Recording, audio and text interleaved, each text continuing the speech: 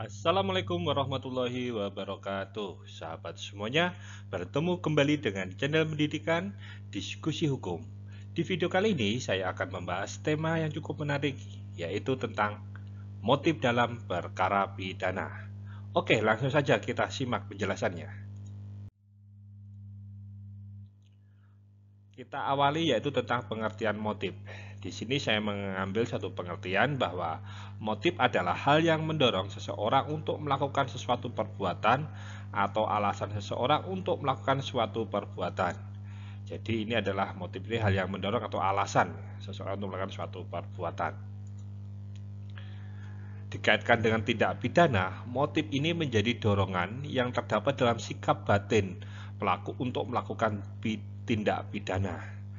Karena sifatnya ada di dalam sikap batin, maka tentunya tidak secara langsung bisa dilihat apa motif seseorang itu. Karena adanya di dalam batin, perlu tentunya tidak semuanya itu bisa terlihat dengan jelas apa motifnya.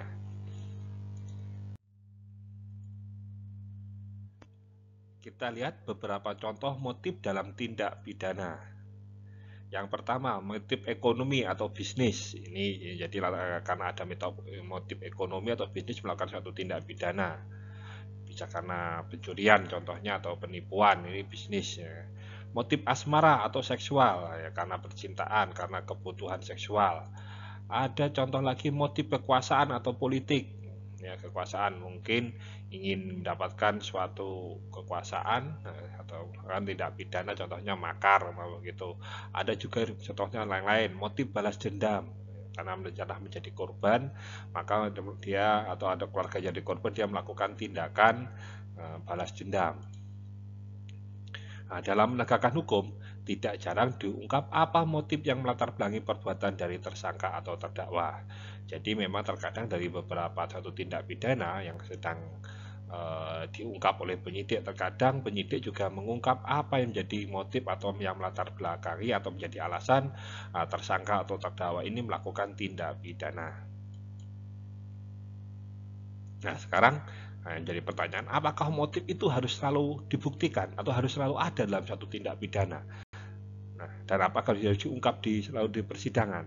Kita simak penjelasannya. Nah, ini kita lihat bahwa dalam rumusan unsur delik dalam KUHP atau undang-undang, ya, jadi tindak pidana itu di dalam KUHP atau undang-undang ini, tidak semua rumusan memiliki motif sebagai unsur delik. Bahkan hanya beberapa pasal saja yang mengandung unsur motif. Jadi motif di sini tidak selalu ada di dalam unsur delik, sehingga kalau dengan motif di sini, kalau itu menjadi unsur delik, maka itu harus dibuktikan. Tetapi ketika tidak ada di dalam unsur delik atau unsur delik pidana, tindak pidana itu di bawah undang-undang, jadi tidak perlu dibuktikan. Nah, motif ini yang menjadi awal timbulnya niat, karena tadi motif itu sikap batin yang jadi alasan yang ada di dalam batin, maka itu timbulnya niat, yang mana jika berbicara niat ini kaitannya dengan unsur delik, berkaitan dengan unsur kesengajaan atau dengan sengaja. Niat ini kaitannya dengan unsur kesengajaan atau dengan sengaja. Nah, kita lihat dalam doktrin hukum pidana tentang kesengajaan. Nah, di sini ada 3, yaitu kesengajaan sebagai maksud atau tujuan, kesengajaan karena sengaja sadar atau keinsyafan atas akan keharusan atau sadar akan kepastian, dan yang terakhir adalah kesengajaan sadar atas akan kemungkinan. Jadi di sini ada 3 hal kesengajaan dari suatu kemungkinan. Mungkin saya bisa ambilkan contoh bahwa contohnya begini, apabila ingin orang niatnya ingin mencelakai si A dengan mengendarai sebuah mobil, ya, dengan dia melakukan perencanaan, melakukan tujuannya ingin mencelakai A dengan cara mobilnya dibuat remnya blong. Namun ketika mengendarai mobil, si A itu ternyata membawa orang lain penumpang. Nah, dan akhirnya ketika jadi kecelakaan tersebut, akhirnya penumpangnya luka juga. Nah, dan selanjutnya itu dengan ketika kendaraannya di jalan ternyata juga melukai pengendara lain. Nah, di sini inilah yang membuktikan bahwa dia mencelakai si A tadi itu adalah sebagai tujuan. Tetapi dengan adanya suatu kesadaran bahwa dia juga harus menyadari bahwa ketika si A ini membawa penumpang, korban penumpang ini adalah suatu kesengajaan sebagai keharusan keinsapan atau suatu kepastian, karena pasti yang ikut di kendaraan itu akan mengalami suatu kecelakaan atau mungkin luka. Sedangkan korban yang lain itu ada kemungkinan, karena apa? Tidak selamanya di lokasi itu ada orang atau pengendara, tapi ketika ada pengendara lain bisa dimungkinkan bahwa itu akan juga mengalami suatu kecelakaan atau luka. Nah, oleh karena itu motif dan sengaja ini berbeda. Jadi karena beda, namun kesengajaan sebagai maksud. Jadi karena maksud tadi biasanya atau itu mengandung motif. Jadi ketika tujuan tadi kesengajaan sebagai maksud atau tujuan itu memang biasanya dilatari ada suatu motif. Jadi ketika seseorang mau menyelakai si A tadi, tentu biasanya ada unsur motif di samping di dalamnya gitu. Nah, contoh dengan maksud dalam unsur delik KUHP ini. Yang, nah, dengan maksud memiliki secara melawan hukum. Nah, di sini mungkin ini bisa dimaksud dengan maksud tujuannya memiliki secara melawan hukum. Ini mungkin motifnya dimiliki secara melawan hukum. Kalau bicara ini biasanya pasal 362 KUHP ini pencurian.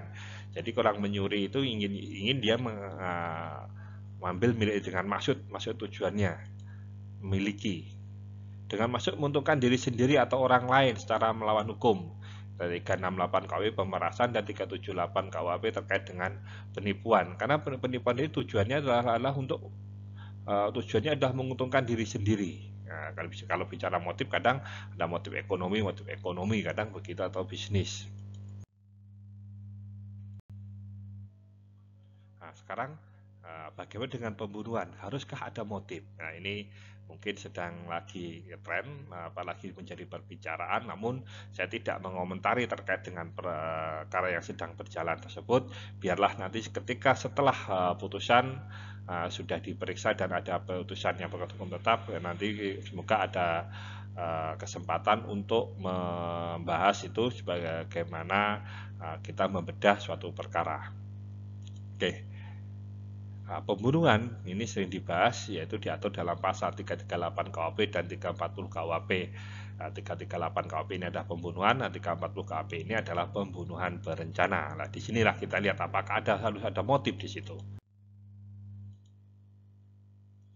Nah, pembunuhan dalam pasal 338 KUHP ini, bahwa pasal 3 tidak mencantumkan motif dalam rumusan deliknya. Jadi di sini unsur delik ini kesengajaan menghilangkan nyawa orang lain. Jadi di sini unsur deliknya di kesengajaan dengan sengaja menghilangkan nyawa orang lain. Jadi unsur kesengaja dan unsur tujuannya ada menghilangkan nyawa orang lain di situ. Nah, untuk pembunuhan berencana dalam pasal 340 ini pasal 340 ini tidak mencantumkan motif juga dalam rumusan deliknya. Kalau unsur deliknya ini sama dengan pasal 338, tetapi di situ ditambah dengan unsur adanya unsur perencanaan. Jadi di sini ada unsur perencanaan ketika dalam suatu tindak pidana itu. Nah, kita sekarang bahas unsur perencanaan. Unsur perencanaan itu apa? Nah, di sini adanya tenggang waktu antara adanya niat untuk membunuh dengan pelaksanaan pembunuhan.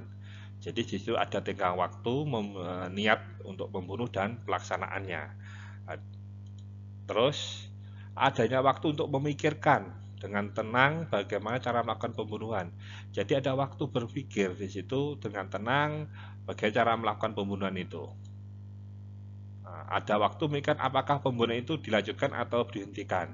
Jadi ketika seseorang melakukan penembakan, dia bisa berpikir ini saya mau dibunuh dengan ditembak atau digantung atau apa. Dia pikir atau dilanjutkan atau tidak pembunuhannya. Ini terdakwa korban sudah minta ampun, sudah menyerah kan. Tetapi tetap dibunuh. Nah, ini kan jadi di situ bisa ada waktu jeda berpikir antara pelaku dengan korban itu sendiri. Nah, kita lihat ini apa perbedaan pembunuhan pasal 338 KUHP dan 340 pembunuhan berencana. Nah, Dalam pasal 338 dilakukan seketika pada saat ada timbul niat. Jadi niat timbul langsung dilaksanakan, itu pembunuhan. Sehingga ada yang berpendapat niat dan perbuatan menghilangkan nyawa itu adalah satu kesatuan. Jadi niat dan timbul untuk membunuhnya itu menghilangkan nyawa tadi itu satu kesatuan. Nah, sedangkan untuk pembunuhan berencana itu bahwa ketika ada niat tidak langsung ada waktu berpikir. Jadi tadi sebagai waktu berpikir tadi ya, untuk berbuat, untuk menghentikan atau tidak ada waktu berpikir. Nah, di sini niat dan perbuatan bilangnya adalah terpisah jangka waktu berpikir dengan tenang untuk dilaksanakan atau tidak. Inilah yang membedakan antara pasal 338 dengan 340 terkait dengan anasir, terkait dengan unsur perencanaan tadi. Sekarang kita jangka waktu berpikir dalam pembunuhan berencana itu bagaimana sebenarnya? Di sini bahwa waktu itu tidak boleh terlalu sempit, tetapi juga tidak perlu terlalu lama. Jadi tidak harus waktu sempit, tapi tidak berlama. Tidak harus menunggu 2 atau 3 hari, 1 jam, di 24 jam atau 20 jam atau 10 jam. Jadi waktu itu tidak terlalu sempit, tidak terlalu terlalu lama. Nah, yang penting adalah terdapat waktu bagi pelaku untuk memikirkan dengan tenang dengan cara bagaimana pembunuhan itu dilakukan. Jadi tidak ada waktu untuk berpikir tenang-tenang. Bagaimana pembunuhan? Apakah bahkan mungkin bisa berpikir dalam waktu 10 menit mungkin bisa jadi begitu. Nah, dan bahkan waktu untuk membatalkan niatnya. Jadi di situ jika waktu pergi juga waktu dalam jangka 10 menit mau dia melakukan tembakan, dia bisa untuk membatalkan niat yang tidak melakukan penembakan sehingga adanya korban. Nah, dalam perkara pembunuhan, ya, motif pelaku akan terlihat jelas apabila dengan sengaja pembunuhan itu merupakan kesengajaan sebagai maksud atau tujuan. Jadi seperti saya sampaikan tadi di atas bahwa ini akan bisa terlihat bahwa memang yang bersangkutan ini punya maksud atau tujuan untuk melakukan menghilangkan nyawa tadi, kelihatan ya maksudnya. Motifnya apa mungkin bisa dilihat dengan jelas atau biar dilihat. Kalau itu hanya sebuah kepastian atau suatu insafan atau dan lain-lain itu mungkin tidak terlalu terlihat. Namun tidak terungkap motif pelaku ini tidak menyebabkan lepasnya terdakwa dari pertanggungjawaban pidana selama terbukti melakukan tindak pidana. Jadi ketika tidak terungkap motif apa yang ada di persidangan tetapi dia ternyata melakukan tindak pidana terbukti, maka itu bisa dimintai pertanggungjawaban pidana.